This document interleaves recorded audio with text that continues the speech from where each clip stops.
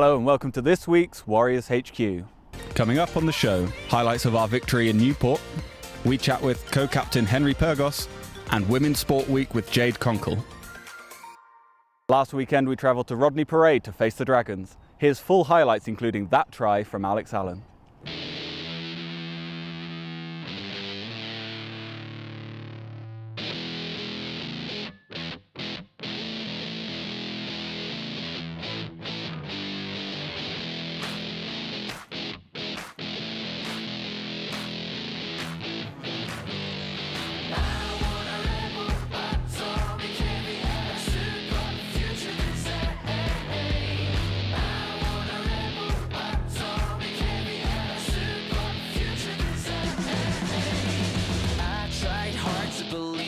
Satisfaction is guilt and love is all that is greed.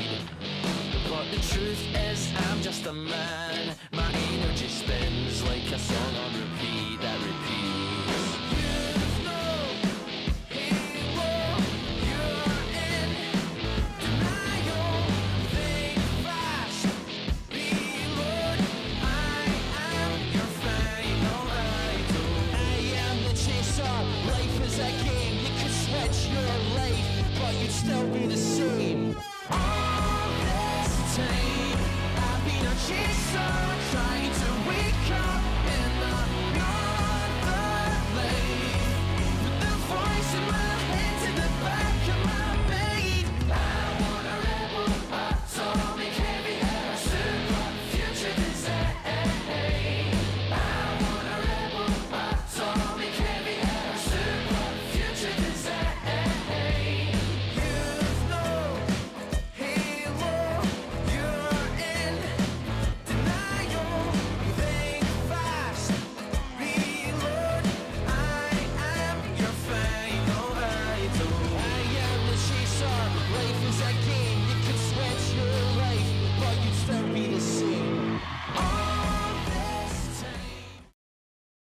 We are in Dublin this week for the launch of the European Champions Cup. We spoke to co-captain Henry Pyrgos about the European competition and this weekend's game against ZEBRE. So Henry, we're here at the Champions Cup launch in Dublin. It's exciting to think that the new campaign is just around the corner now. Yeah, it makes it really real now. It's just good to get here. Some massive clubs in this competition, and it'll be brilliant when Monday comes around next week, and we'll be building up into a huge week and a game against Leicester. And it's heading for a sellout crowd at Scotstoun, which is really exciting as well, having that big home crowd behind you. Yeah, home sport's massive for us. I know our fans, they've been brilliant over the last couple of years, and I know it'll be a sellout, and I can't wait. It'll be a special atmosphere. I think we're opening the competition as well, so it'll be a huge day for the club. Yeah, as you say, first game in the Champions Cup, live on telly on Friday night, and it's also good to have a Friday night European game for a change. Yeah, I think it's Friday night on BT Sport. It'll be massive. I'm sure there'll be a lot of people tuning in on the telly, and hopefully, as I said, a sellout of the crowd.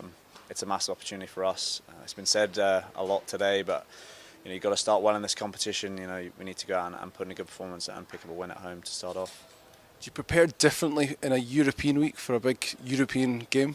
I don't think you necessarily prepare differently, but I think intensity in training and all that sort of stuff just gets amped up. It's massive. As you said, you're playing the best 20 teams in Europe, and you look at Leicester's squad, and they've got some brilliant international players in there. Littered with talent everywhere. So it's a massive challenge for us. We've got to make sure that we put in an 80-minute performance if we want to do well. Of course, before that, we've got a massive Pro 12 match this Saturday away to ZEBRE. So the big games just keep coming. Yeah, it'd be great to build on the momentum of last weekend. So it'll be a tough trip away to Italy for that, but. We want to keep that momentum going, and hopefully that can take us forward into the game against Leicester. This week is Women's Sport Week, and we have been profiling a different woman associated with the Warriors every day. Today is the turn of Scotland international Jade Konkel. Jade Konkel, I'm from Inverness but live in Glasgow, and I'm a professional rugby player. Growing up from quite a small place, there wasn't really much rugby for kids. I dabbled in it a little when I was younger, but then when I got to a certain age there was no more way to go for a girl. So I kind of joined basketball, done the Army Cadets, martial arts, so I dabbled in quite a few sports.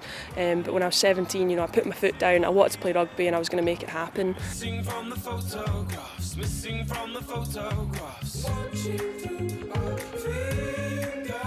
I'm I'm a bit of a morning person, so get up, have a good high protein breakfast, then usually you can start with a bit of speed and a bit of mobility, go into the gym, lift some heavy weights, then you go into some skills based work, so that could be like a group session or it could be specialised skills for your position. What's gonna be left of the world if you're not in it? What's gonna be left of the world? I think being in the environment, like when you are around the guys as well, like they don't treat you any different either. Like I think there's quite a stereotype where, you know, girls are train with girls and guys train with guys, but you know, it's just the same and you both train for the sport. I miss you, I miss you, I miss you more. Within the Scotland women team, there's the World Cup qualifiers coming up in November. If we win that, then we qualify for the World Cup in 2017. Aside from that, we've got Six Nations 2017 coming up as well, beginning in February. You know, you train hard for it, and when they come, you know, it's a big honour to wear the thistle. So I think people watching, you know, you want to aspire to it, you want to be an inspiration to these people, and you want to be a role model to these younger kids going through. What's gonna be left of the world if you're not in it? What's gonna be left of the world? Carrick won last season's Scottish Power Warriors Rugby Championship. This week, Simone Favereau and Ryan Grant visited them to present them with their kits.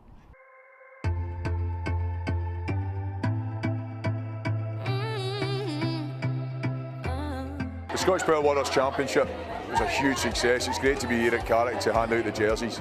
These guys were consistently good throughout the whole tournament. It was a bit said today that it wasn't just about the rugby though, it was about the people picking up the ball for the first time. It was about teams getting another opportunity to play together and an opportunity to play at Scotstoun, which is a fairly special thing to do. The feedback from the kids has been great. They obviously enjoyed it. That's probably the most important thing. And the partnership with Scottish Power is going fantastically well. Well, the goals are really just to open up, rugby to a greater group of young people and allow them to play a sport that perhaps they've never played before. And I think we certainly achieved that. I'm really chuffed for Carrick. About 10 years ago, this club was on its knees. It was about to fold. Gordon Brown, I think, hopefully he doesn't hear me say it right at the moment, but he has a lot to be praised for. He's come into this school, he's really driven rugby. There's so many kids, as you've seen today, playing the game, boys and girls, teams at every age group.